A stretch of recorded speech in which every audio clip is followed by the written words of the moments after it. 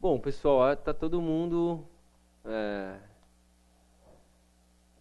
todo mundo interessado em ver para onde vai, né, essa alta aí. E realmente foi uma alta bastante surpreendente. Então, vamos analisá-la.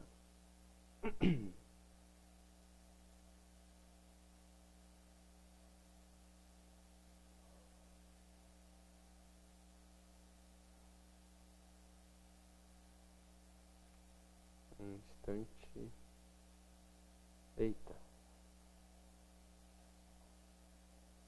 Pronto. Desculpem, eu estou mexendo aqui na resolução. E agora sim está tudo certo.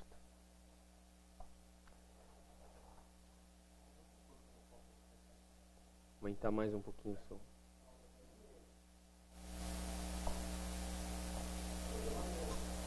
Ok.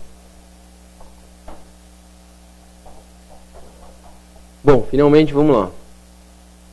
Então, índice futuro. Pessoal, índice futuro tem uma análise aqui bastante clara, eu acho, que é o seguinte: ele tinha rompido esse fundo duplo aqui, né? Ou triplo, seja lá o que for essa formação de fundo. E a projeção disso tudo era lá para cima. Na época a gente não fez a projeção porque no Ibovespa à vista o nível de 60 mil era muito forte. Então não valia a pena se fazer essa projeção porque tinha essa resistência de 60 mil, como de fato ela se mostrou forte, né? Mas agora, hoje, com o rompimento dos 60 mil, volta a valer essa projeção, que é aproximadamente para entre 64 e 65 mil pontos. Isso coincide com a projeção dessa perna aqui, tá? Né, que se a gente pegar essa alta, mudar a cor aqui, azul, e projetar a partir desse fundo, vejam que é exatamente no mesmo ponto, né? Esse ponto hoje é 64.600. Então vai, 65 mil é a projeção do Ibovespa, tá? É para onde a gente pode projetar ele agora, no curto prazo. Não tem nada de projeção acima disso, né? Só mostrar para vocês aqui, pessoal, explicar essa projeção, que às vezes eu observo alguns erros nisso, né? Quando a gente está projetando uma formação de topo, ou de fundo, ou de continuação, a gente mede a amplitude dela, e aí a gente coloca a partir do nível que foi rompido essa amplitude, tá? Por outro lado, quando a gente vai projetar uma perna, como foi nesse caso, né?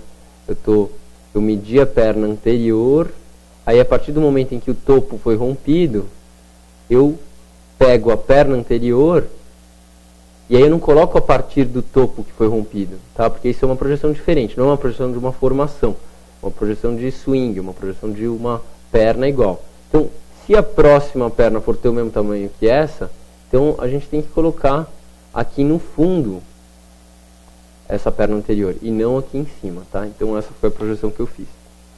Bom, então está bastante clara essa projeção. No índice futuro não seria um trade que daria para se fazer agora, né? Quem está comprado está, quem não está, não dá para comprar índice agora, na minha opinião, porque você tem pouca alta comparado com onde você poderia colocar o seu stop aqui no gráfico diário, né? Mas tiveram outras ações que deram indicações de compra hoje. Vou mostrar algumas para vocês. E é isso, o índice futuro é isso. No mais, ele continua na tendência de baixa, de longo prazo, né? Que está muito bem delimitada no índice futuro por essa reta, né? Então eu, pensando em termos de médio e longo prazo, no índice futuro, eu acho que essa alta ela é bem-vinda no sentido de que eventualmente a gente vai ter mais um toque nessa reta aqui, que sempre foi um bom ponto de venda, tá? Então, se ele tocar essa reta de novo, para quem está baixista no longo prazo, é um bom ponto de venda. Lembrando também que 64 mil pontos é uma resistência importante. Ó, vamos ver de onde ela vem. Bom, tinha um fundo aqui e topos recentes nessa região, né, em julho não, no final do ano passado, e aqui mais recentemente essa resistência foi sentida também. Então a projeção é aqui para 65, mas o mais conservador seria aqui em torno de 64, tal, né? Essa alta só teria um significado mais, a partir de agora, ela só vai ter um significado mais expressivo se eventualmente essa reta de tendência de baixa for rompida, tá? Aí ela passa a influenciar a análise de médio prazo do índice futuro, mas por enquanto não é o caso, né? O que a gente vê é que no curto prazo tem tudo para a gente ter uma alta aí, mais alguns 1 ou 2 mil pontos no índice futuro. Bom, no S&P e Dow Jones, essa alta foi mais significativa, tá?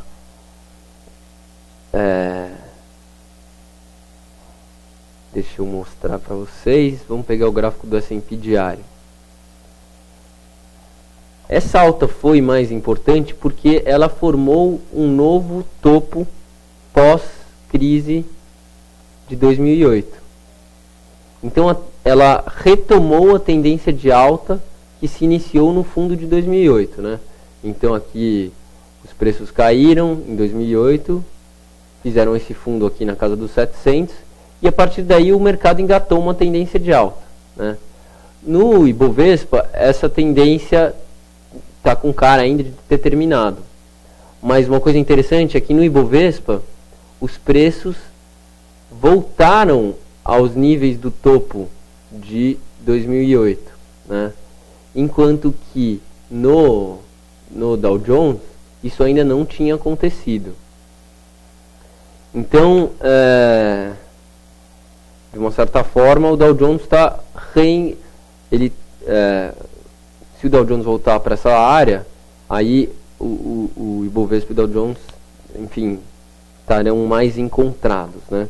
E é isso que parece estar acontecendo no Dow Jones. Na verdade, estou falando Dow Jones, mas esse é o gráfico do S&P.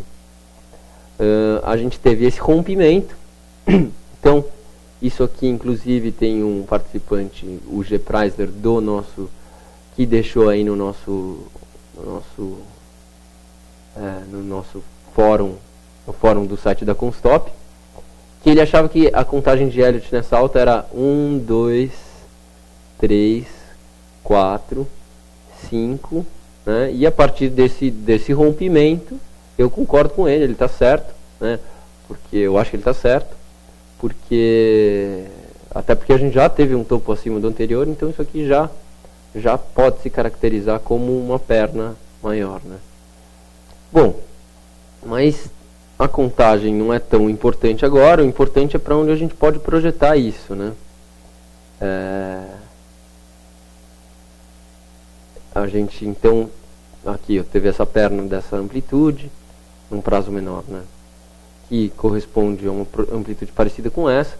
A gente pode projetar essa segunda perna, a partir do fundo, né, como eu estava falando, que indica uma alta dos preços rumo ao topo histórico, pessoal.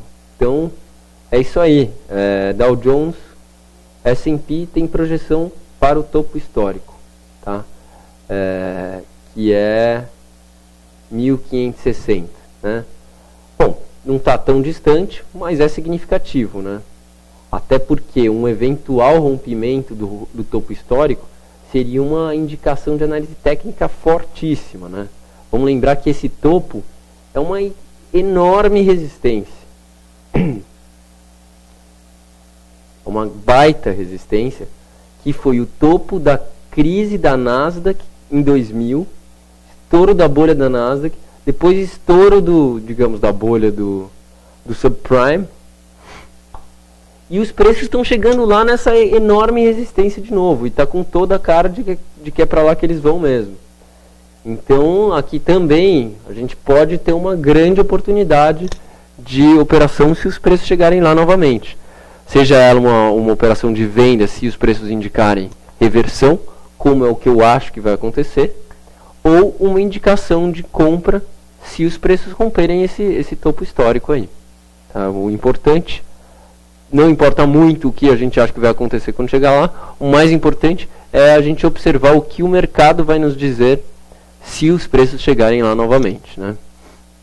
Mas então, muito interessante, eu não tinha feito essa projeção ainda e visto que ela levava exatamente para o topo histórico. Muito legal. Bom, vou dar uma olhada agora no Dow Jones e mostrar também por que é que a gente não acha que acabou, que agora vai chegar no topo histórico e vai romper e acabou a crise, tá? Então, esse é um gráfico que eu acho muito, a gente acha aqui muito incrível, muito harmônico, do Dow Jones também, né? Essa queda aqui, esse gráfico é indexado pela inflação. Ele vem desde 1913, que é quando iniciou o índice de inflação americano, o CPI, e ele mostra aqui a crise de 29, e depois essa tendência de baixa que se iniciou aqui nos anos, em 1965, tá, aproximadamente, esse topo. Deixa eu ver, o topo foi em 66. Então, essa tendência de baixa que se iniciou em 66, ela é muito interessante porque ela foi causada principalmente pela inflação. Na verdade, os preços aqui estavam andando de lado. Se você pegar o gráfico do Dow Jones não nominal, os preços estavam andando de lado nesse período. E embaixo, inclusive, do nível de 1000, né, que era uma resistência psicológica. Mas a inflação estava subindo muito e fez com que acontecesse no gráfico indexado pela inflação essa grande queda equivalente, né, que quando a gente olha assim, ela é equivalente à queda de 1929, né, um tamanho parecido, comparável pelo menos. Né. Bom, ambas essas quedas foram bastante maiores, né, estou trazendo as quedas do passado para frente, bastante maiores do que o que a gente teve nessa tendência de baixa, que nos Estados Unidos, na verdade, começou lá em 2000, com o estouro da bolha da Nasdaq. Então, esse simples padrão nos leva a crer que a crise ainda não atingiu o seu fim, tá? Mas uma indicação de rompimento de topo nos faria certamente revisar isso e provavelmente mudar de ideia. Bom, muito legal ver esse gráfico também do Dow Jones indexado, que a gente vê que ele está bastante mais distante do topo histórico, mas por outro lado, a resistência que ele rompeu é ainda mais importante, né? Um baita nível de resistência aqui que foi rompido. Então, aqui a gente pode projetar pelo menos essa perna aqui, e vamos ver que os preços vão sentir do topo histórico também. Talvez um pouco mais baixo, mas enfim, pelo menos aqui para 1.500. Sim, projeção é para 1.500 no Dow Jones. Tá? Então aí, temos uma tendência de alta. Dow Jones retomou tendência de alta de médio prazo, tá? e de curto prazo. Embora a gente ainda ache que no longo prazo seja uma... aqui a reta de tendência. Agora legal também que a gente tem uma boa reta com esse novo fundo que deixou aqui, que agora a gente tem uma reta de 3 pontos. Então bacana, temos aí uma boa indicação de alta de curto e médio prazo nos Estados Unidos, tá mais claro, né? Então ó, aqui Estados Unidos a gente está numa tendência de alta de médio prazo. Já no Brasil, principalmente olhando pelo índice futuro, a gente vê que a gente está numa tendência de baixa de médio prazo, né? Embora esteja numa alta de curto prazo, tá? Bom, então parece que nos Estados Unidos a alta está mais definida, né? De médio prazo, a tendência de alta está mais definida. No Brasil não mudou nada em termos de longo prazo, tá? Vou mostrar para vocês de novo o gráfico que a gente costuma analisar, que é o gráfico, nossa principal referência, que é o gráfico do Ibovespa indexado em dólares desde 1963, e a gente, na verdade, desde 1968, e os anos anteriores são o IBV, que era o índice anterior que existia no Brasil da Bolsa do Rio de Janeiro.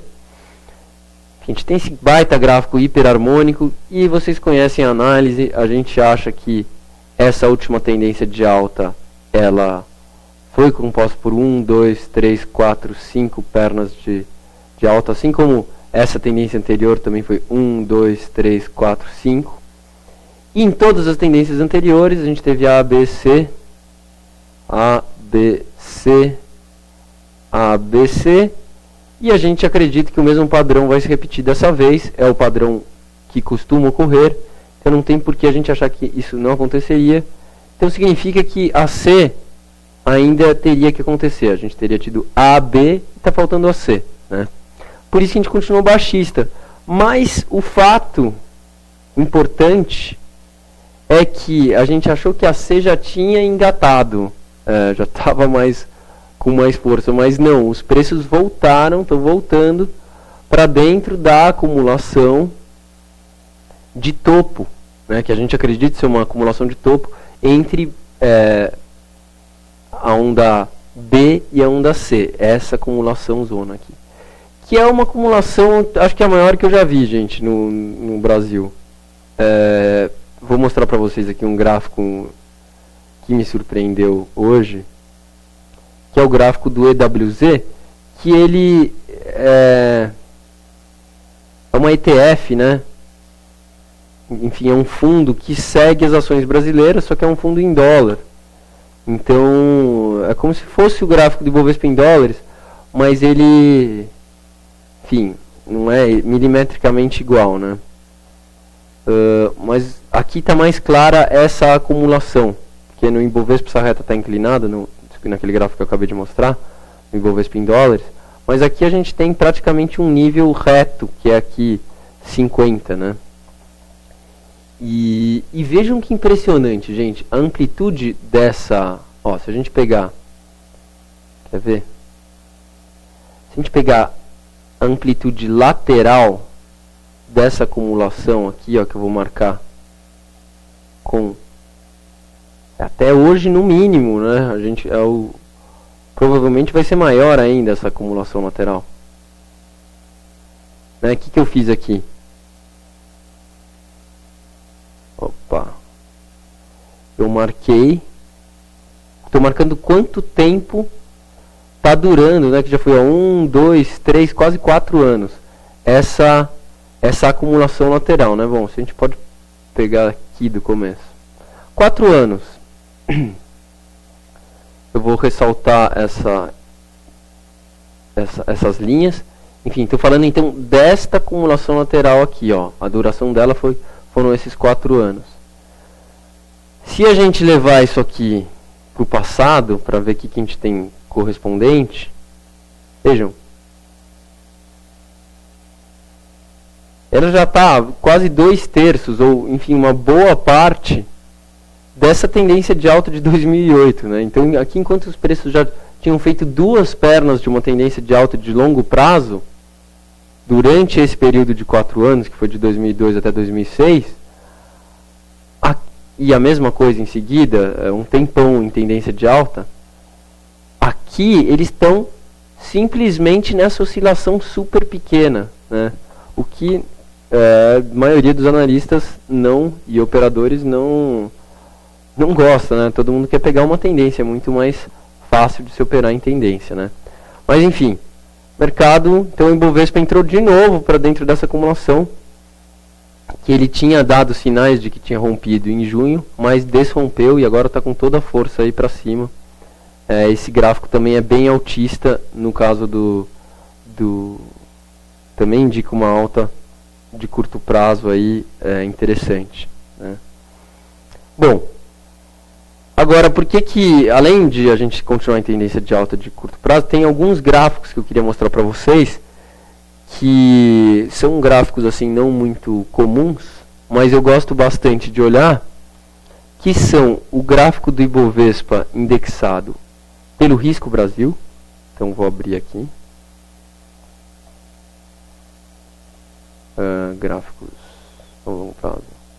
Então Ibov. E aqui eu vou colocar o Risco Brasil e RISC-BR. Então a força relativa do Ibovespa contra o Risco Brasil, né? Na verdade eles são inversamente, como chama mesmo? Inversamente correlacionados, né? Então, quando o Ibovespa sobe, geralmente o índice, o risco Brasil cai. Mas, quando você indexa um pelo outro, a gente tem uma figura muito interessante, que é esse gráfico aqui com esse baita nível de resistência. Tá? Vamos ver ele no semanal, por exemplo, fica mais claro. Talvez no mensal.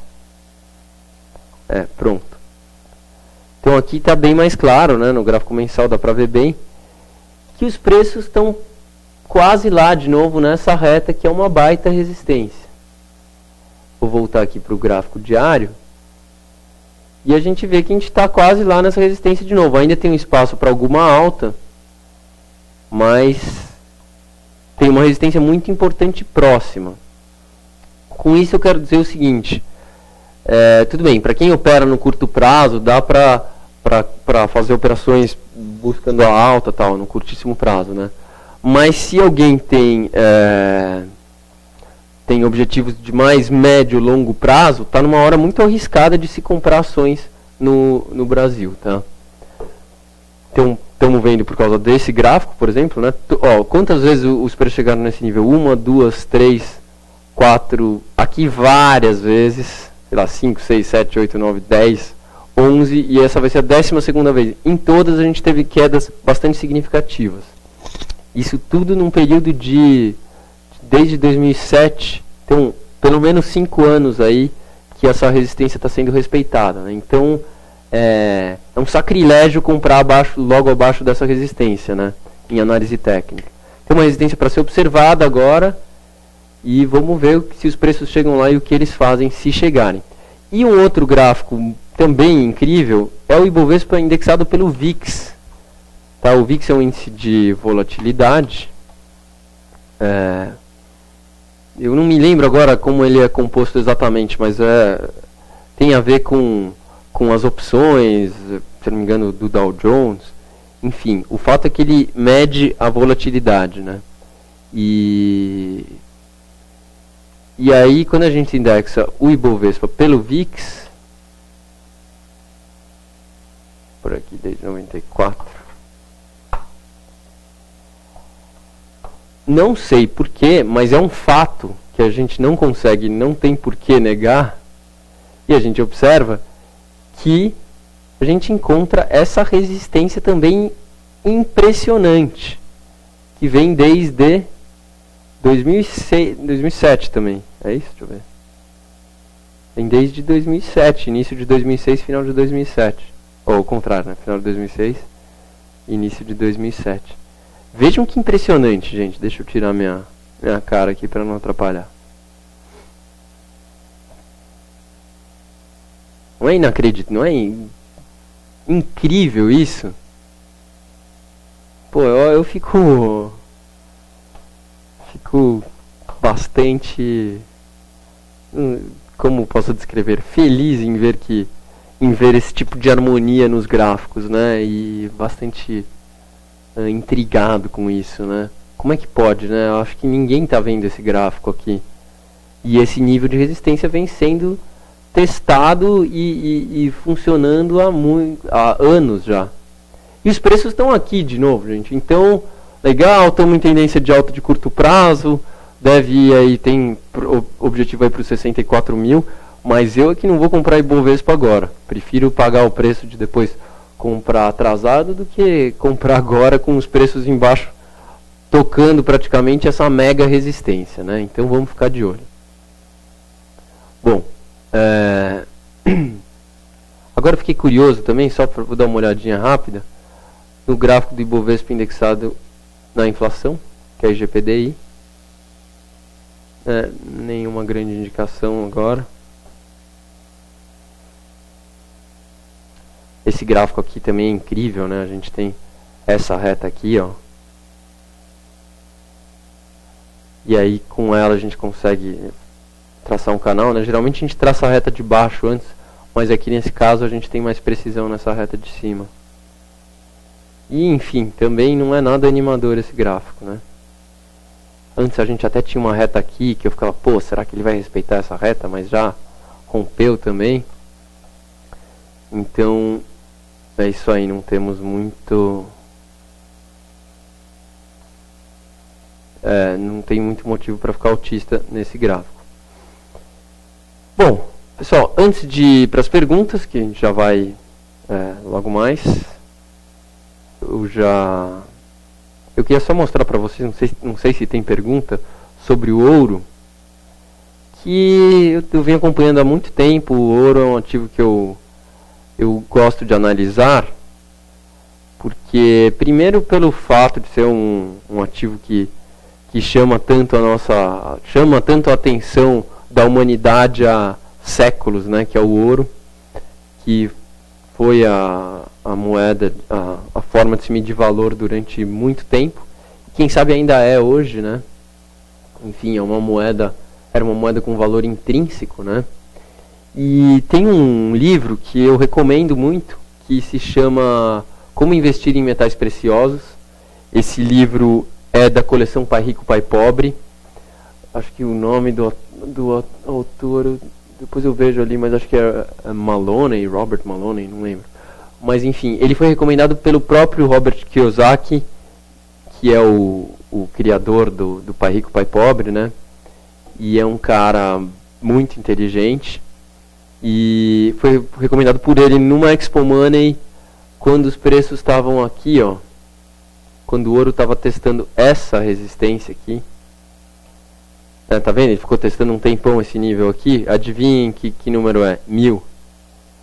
Então, um baita nível. E ele, o Kiyosaki, indicando, veementemente recomendando compra de ouro, né? E foi um call acertadíssimo, né?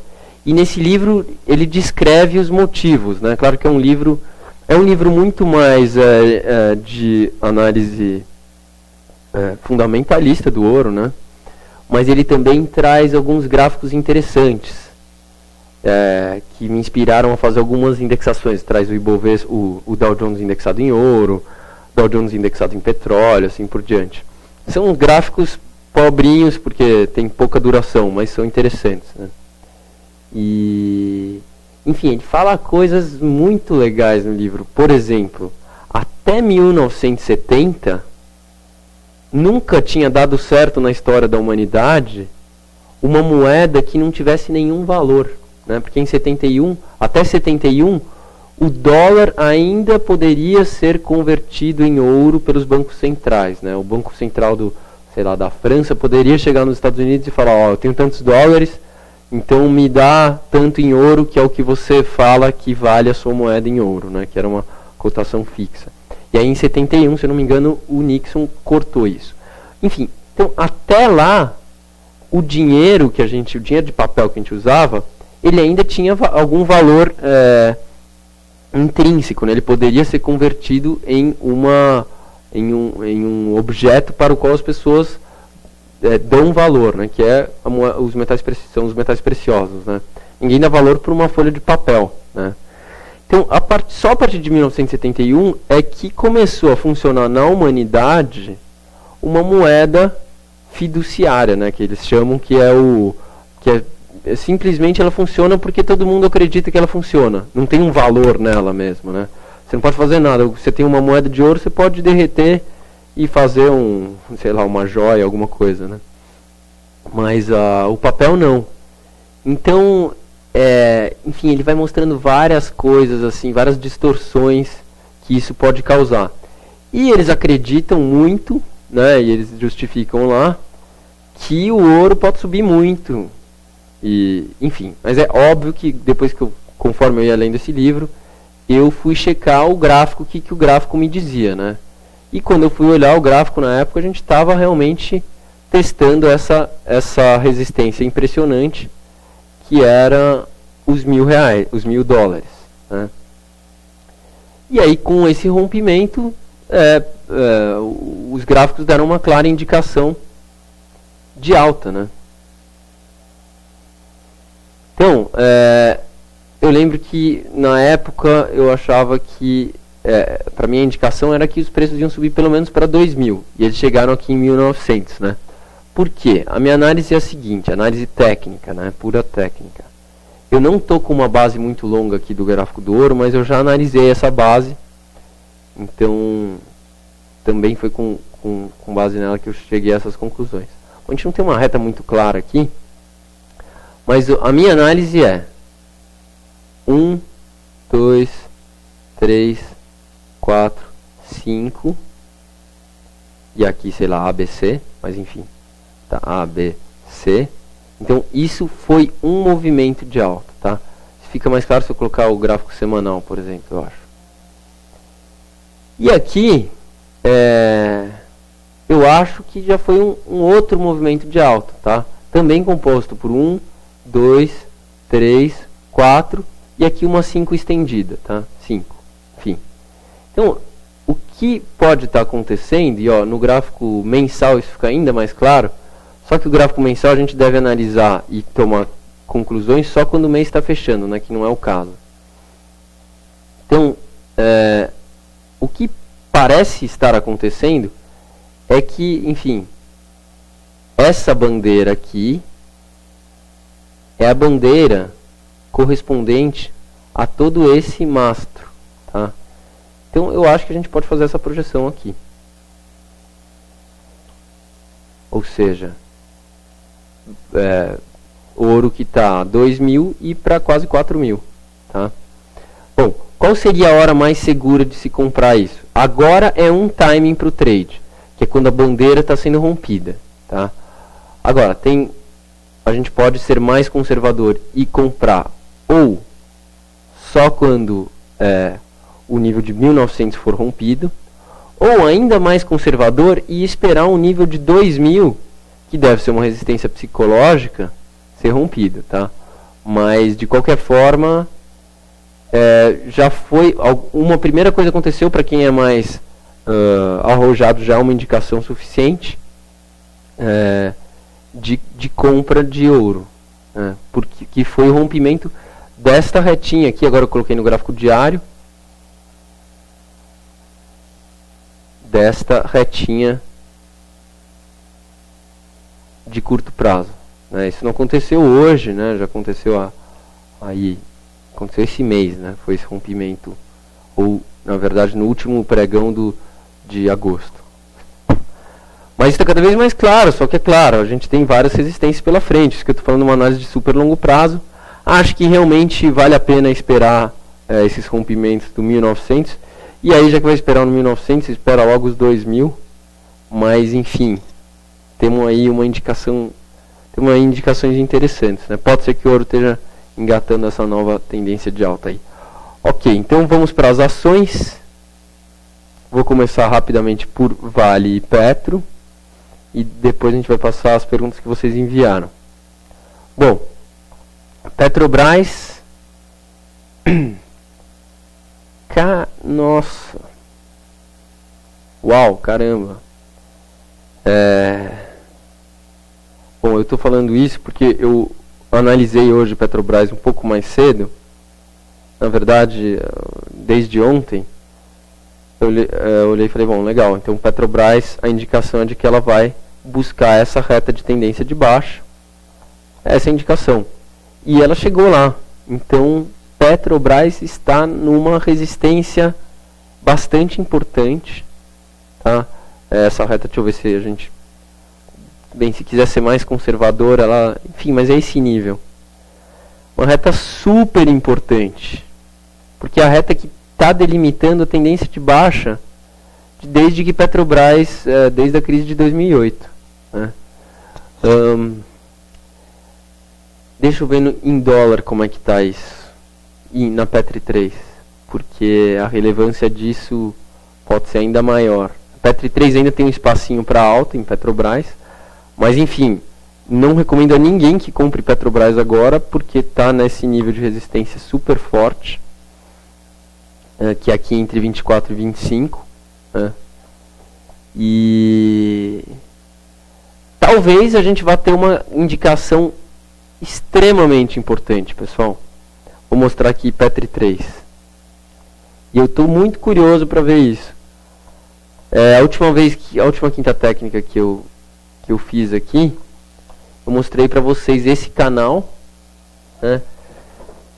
que foi um canal que eu percebi em uma Expo Money, que a gente fez um curso e alguém, não lembro quem, me pediu para analisar Petri 3. Eu não estava analisando Petri 3, estava mais acostumado a analisar Petri 4. E quando a gente viu, a gente estava aqui, bem nesse topo, que era uma ligação entre essas duas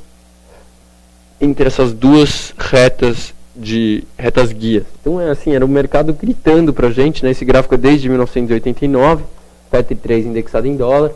Era o mercado gritando pra gente que os preços iam cair, né? E aí começou a crise e com o tempo se formou essa reta de tendência de baixa.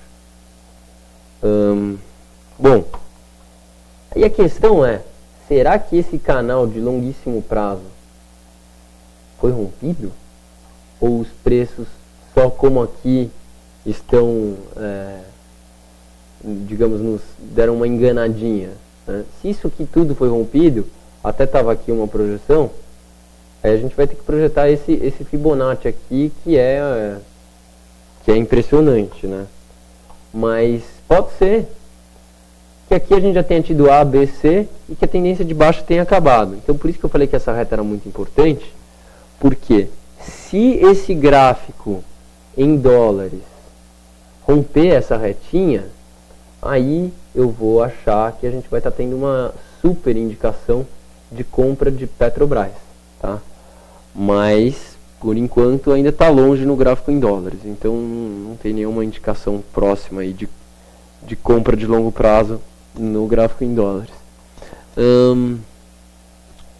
Então deixa eu ver mais uma vez esse gráfico aqui. Agora eu quero ver uma outra indexação que fica muito interessante em Petrobras, que é... eu tô com... agora sim. Que é Petri 4 em ouro. Tá? Ouro é um ativo muito interessante para a gente usar como indexador também. Quando a gente vai indexar ativos em reais, a gente usa o OZ1D, que é o ouro, barra de ouro negociado na BMF. Tá? Então, deixa eu ver. E vejam que harmonia muito legal também que a gente tem nesse gráfico, que é essa reta também que parece até mais clara aqui do que em qualquer outro desses gráficos que a gente analisou. Também os preços nesse caso aqui ainda estão longe dessa reta, tá? Então, enfim, para mim diz o seguinte: mesmo que os preços romperem essa reta no gráfico não indexado, eu ainda vou estar cético em relação à alta, porque ele tem muitas resistências importantes pela frente nos gráficos com essas indexações que estão se mostrando bastante harmônicas, né? E eu estou com muito cuidado para ver isso, porque se for uma indicação de alta desse porte, dessas retas serem rompidas, aí vai ser uma baita indicação de longo prazo de Petrobras. Mas a gente tem que ter muita responsabilidade de fazer essas análises de longo prazo, né? Recomendações de longo prazo. Então, até são coisas que a gente deve ver no gráfico mensal ou pelo menos semanal. Bom, mas o fato é que no curto prazo não tem mais alta para Petrobras, pelo menos nada que os gráficos indiquem que seja uma boa aposta, digamos, né? Essa perna ainda está menor do que a anterior, mas a gente já está aí do lado de uma reta que vem sendo respeitada há anos aí. Então, ficar de olho em Petrobras, ver se deixa alguma indicação de venda ou, enfim, ver o que ele faz na reta de tendência de baixa. Agora vamos ver Vale, que deu uma boa enganada nos ursos, nos vendidos. Vale tem essa formação muito bonita de cabeça e ombros. Quer dizer que a gente acredita ser de cabeça e ombros, né? A gente acredita ser uma formação de topo entre a onda A, B, entre a onda B e a C. Mas o fato é que ela rompeu esse nível e desrompeu com tudo, né? Então foi uma baita armadilha para os comprados, ou desculpem, para os vendidos. Como vocês sabem, essa é a indicação que meu pai considera mais importante de análise técnica. Enfim, então isso sugere forte alta de Vale, tá? Muito provável, então, pelo menos que os preços venham para essa reta aqui na casa dos 39,5, 40, né? Vale 5. Só que agora a gente está bem aqui numa resistênciazinha, né? Também acho que não tem muito, pelo menos agora não tem operação, né? Porque não dá para comprar aqui, colocar o stop aqui atrás com o objetivo aqui em cima. Então acho que é alta no curto prazo, mas não tem trade aí em Vale. Ok, são 6 horas, pessoal, então temos 15 minutos para responder algumas perguntas aí. Vamos tentar responder o máximo que a gente conseguir. Então o Maurício vai me falar as perguntas.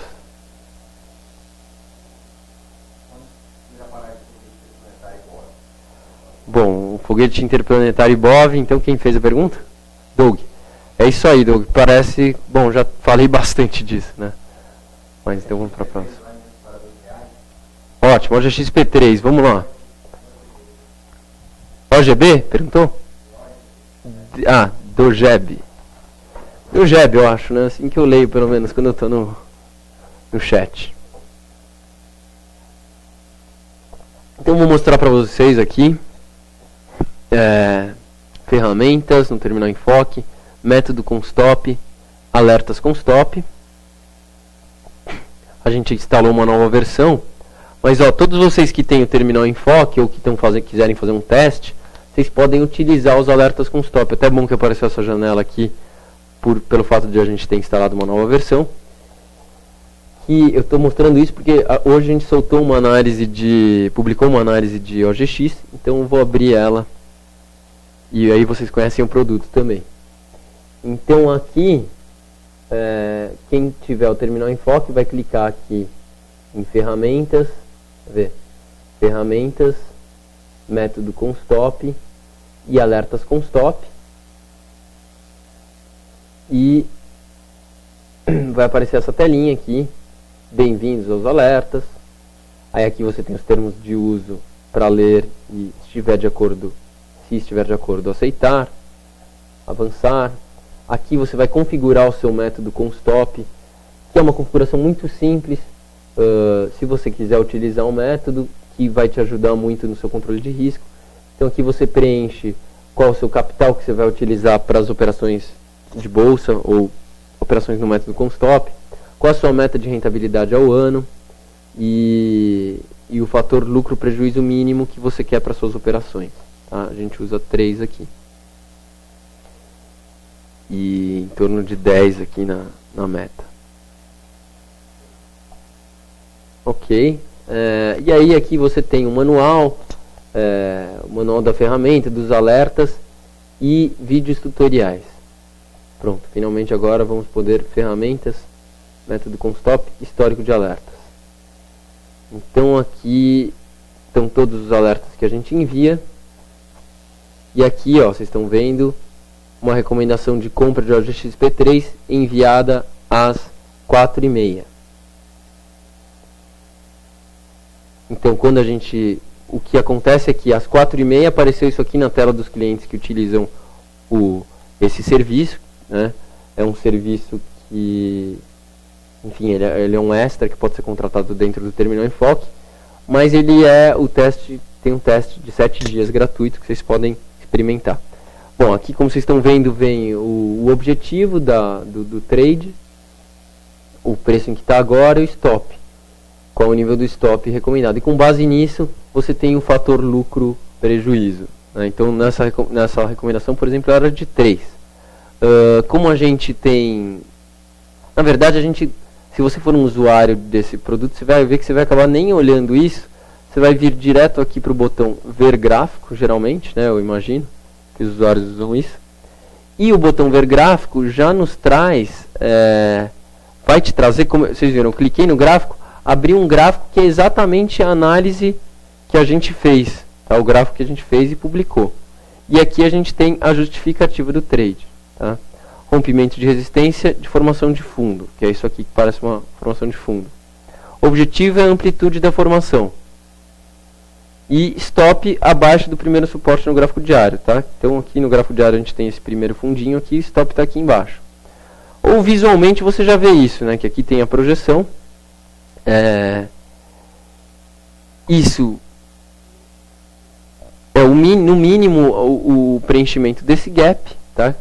E esse preenchimento desse gap já nos daria a possibilidade de colocar o stop bem mais acima do que está. Então essa é a análise de OGX, tá? Ele está rompendo esse nível, a projeção é aqui para cima. Se você for mais conservador, você projeta os preços para, vamos ver, você pode colocar o Fibonacci de toda essa baixa, e aí os preços dão aqui em 8, que é exatamente a pergunta que foi feita. Então a projeção mais conservadora de OGX é 8, mas talvez 8,50, que é o fechamento do gap, né? Como também eu já disse aqui na quinta técnica, o que é mais interessante dos gaps é o fato de eles serem espaços sem resistência no curto prazo, né? Então, aqui, porque se não tivesse tido um gap, é muito provável que aqui no meio do caminho tivessem topos. E esses topos formam resistências, né? Como teve um gap que não tem resistência, então o preço está livre para subir. É só os comprados estarem com um pouquinho de força que os preços tendem a preencher esse espaço, né? Os ursos, o primeiro destacamento de ursos é na primeira resistência, que é aqui, em torno de 9, né? Ou o próprio fechamento do gap, que se torna uma resistência também, que é 8,50. Então, sim, recomendamos a compra de OGXP3. Vamos ver o intraday, para ter um timing melhor. No intraday aqui, embora ele não tenha fechado na máxima, né? Tá com toda a cara de compra também, porque ele rompeu aqui o nível, fez um pullbackzinho. Então sim, OGXP3 indica recomendação de compra. Com stop, como sempre, né, pessoal? E no nosso caso aqui, o stop está aqui. Método com stop planejamento. Stop está aqui 6,06. Ok, próxima pergunta, Maurício. Euro. Então vamos ver.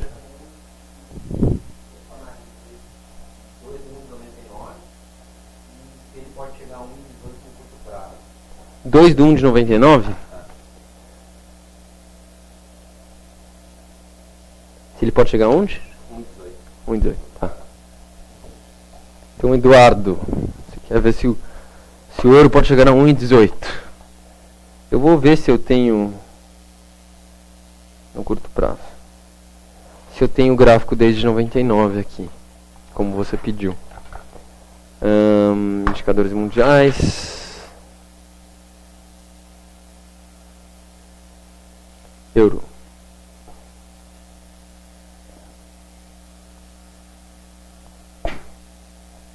Tem aqui desde 99.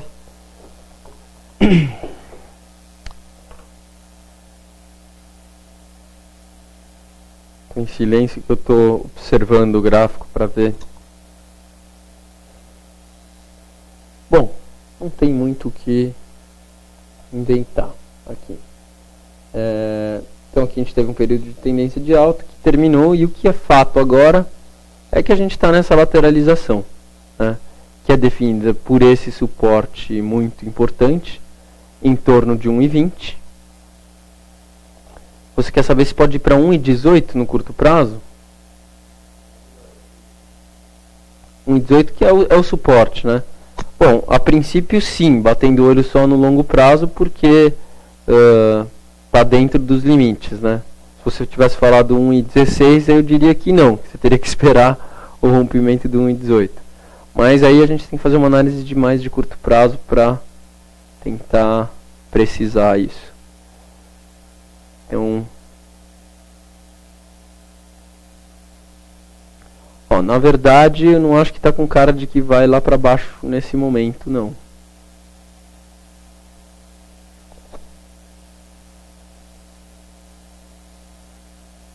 Teve o rompimento dessa retinha.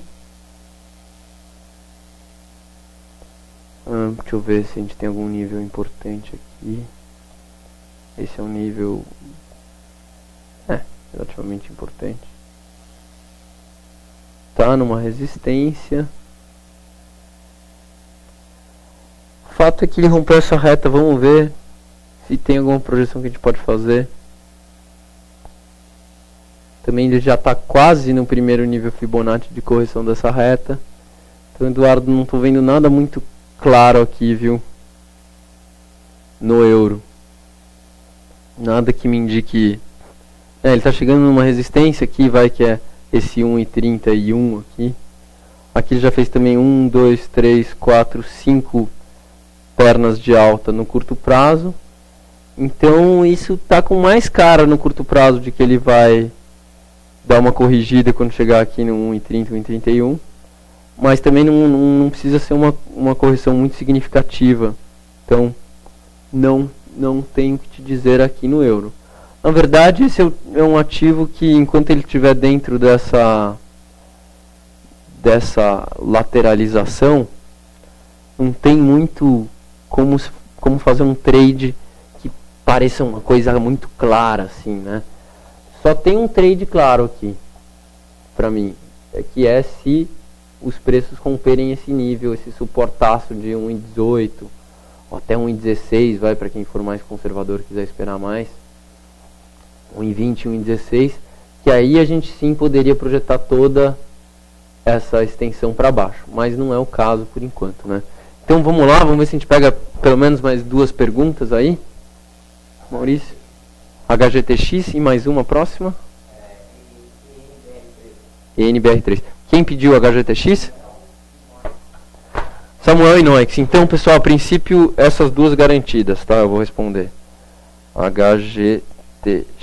A gente está fazendo um esforço aqui para ser mais pontual, tanto no começo quanto no final da quinta técnica. Então vamos lá, Hering, estou curioso também, faz tempo que eu não analiso esse papel. Aqui a gente divide as ações, né, entre nós analistas, e Hering é uma ação que eu não tenho analisado, a não ser quando o analista responsável por Hering identifica alguma coisa muito forte, né. Então vamos lá, HGTX3. Pronto. Acho que não tem ninguém que não olhe esse gráfico de Hering e não pense, putz, grila, por que eu não peguei essa tendência de alta, né? Que é uma tendência impressionante, né? Nunca vi uma alta assim. Bom, deixa eu dar uma limpada no gráfico no final. Então é isso, né? Aqui no final a gente tem essa grande deriva. E os preços continuam nela, pelo visto. Olha, não tem nenhuma indicação aqui. Realmente não perdi nada não olhando para a Hering nesses últimos tempos, tá? Se ela romper esse topo aqui de 46, ou pelo menos essa retinha daqui, aí você vai fazer uma projeção para o topo histórico, que é 49. E também não vai te dar muita coisa, né? Para baixo também não vejo nenhuma grande indicação, a não ser que ela suba até aqui em cima e aí faça uma reversão. Aí quem sabe a gente vai ter uma boa indicação. Ou quem sabe, não acho que é o caso também de chamar isso aqui de um cabeça e ombros. Então Hering, nada a se fazer aqui. Ok, vamos para a próxima, que é Energias Brasil e NBR3 do Noix. Se eu não me engano, o Noix gosta de ver esse papel no semanal. Então, vamos fazer isso também.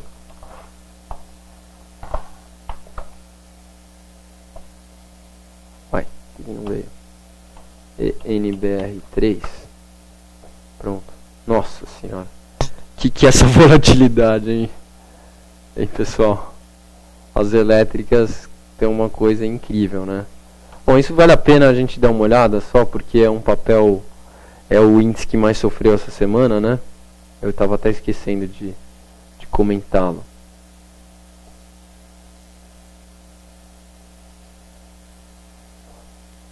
Mas foram indicações muito relevantes que a gente teve no índice das elétricas. Ó, que é a seguinte, a gente tinha essa reta muito clara de longo prazo que fez com que as elétricas, quer dizer, quando a gente olha o índice de elétricas, a crise de 2008 já tinha sido superada há muito tempo, mas a gente constata que ele já fez 1, 2, 3, 4, 5 ondas e rompeu uma reta de longuíssimo prazo que vinha desde 2003. Então, só tem uma coisa que a gente pode fazer quando acontece um rompimento de uma reta dessas, que é saber para onde os preços vão. E só tem um jeito de fazer isso, que é utilizando Fibonacci, tá? E vocês veem que ele indica uma queda brutal, né? Esse índice está em 29 mil pontos e indica uma queda para 10 mil, né? Então é uma queda, perder 2/3 do valor. E essa conclusão, a única coisa que me faria mudar essa análise seria se os preços das elétricas voltassem a romper o topo histórico. Aí eu ia ver que não, que a tendência de alta ainda estava valendo. Mas é uma reta muito clara que foi rompida, não tem motivo de eu não achar que isso vai acontecer. Mas também a gente pode ser mais conservador e no começo fazer uma projeção aqui um pouco mais próxima, que é para 25 mil. Tá? Então uma queda ainda teria pela frente de mais 17%, pelo menos, num prazo menor. Então, enfim, uma indicação muito importante nas elétricas. Agora vamos voltar para NBR3. Se eu não me engano, bom, pelo menos batendo o olho nesse gráfico, ó, no semanal não vejo muita coisa aqui, né? O fato é que a gente tem um nível importante que não foi rompido, que é 12,40, tá? Então uma lateralização aqui, pelo menos isso fica claro no semanal. O que está claro? Que esses são os níveis que a gente tem que olhar. Se ele romper para cima, legal, continua a tendência de alta, a gente pode projetar no mínimo essa amplitude para cima. Se romper para baixo, a mesma coisa para baixo, a gente projeta no mínimo aqui para 11,20. E no gráfico diário,